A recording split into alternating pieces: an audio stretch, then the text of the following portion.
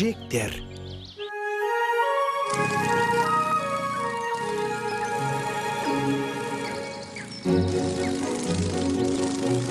Бүгін алаңқайда сиқыршы тотының ойын-сауық кеші өтеді. Бұл үрпек пен үркек үшін көптен күткен ерекше күн. Міне, тоты сыйлаған кітапты басынан аяғына дейін оқып шықтық. Иә, енді оған өнерімізді көрсетуге болады. Олай болса, ойын-сауық басталмай тұрып, тотыны қарсы алайық. Тамаша!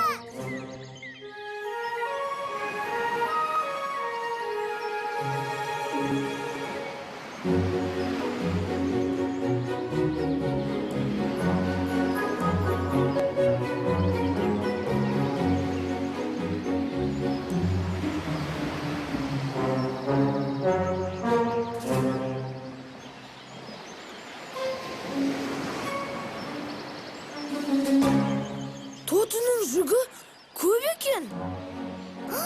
Өзі қайда? Бір бүрлеп тасып жатқан шығар. Үрпек, көмектесейік те? Иә, шарымызбен барлық жүкті апарып тастаймыз.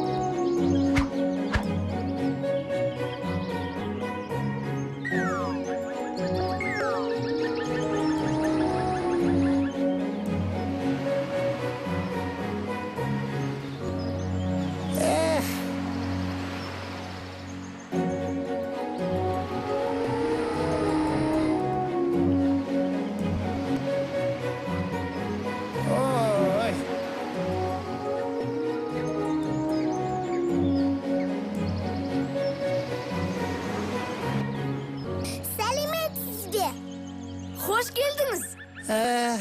Сәлем, көшектер. Сізге не болды? Ауырып қалған жоқсыз ба? Неге көңілсіз отырсыз? Бүгінгі ойын сауық болмайды. Мен сиқырға қажет заттарымды жоғалтып алдым. Көмекшілеріме келмеңдер деп жедел хатта жіберіп қойдым. Біз сізге көмек болсын деп кейбір заттарыңызды алаңқайға апарып тастадық. О, көмектеріңе рахмет әрине. Бірақ заттарымды маған айтпай алғандарың қалай? Енді міне, мен көмекшісіз қалып қойдым. Біз кінәліміз. Кешіріңіз. Ой. Сонда ойын-сауық кеші өтпейтін болды ма? Ох! Үрпек! Тоты! Сіздің бізге сыйлаған сиқыршылар оқулығын оқып алдық қой. Иә, ондағы барлық сиқырды үйреніп алдық. Солай ма? Бұл тамаша ғой. Онда алға, кішкентай достарым. Бүгінгі ойын сауықта маған көмекші боласыңдар. Алаңқай!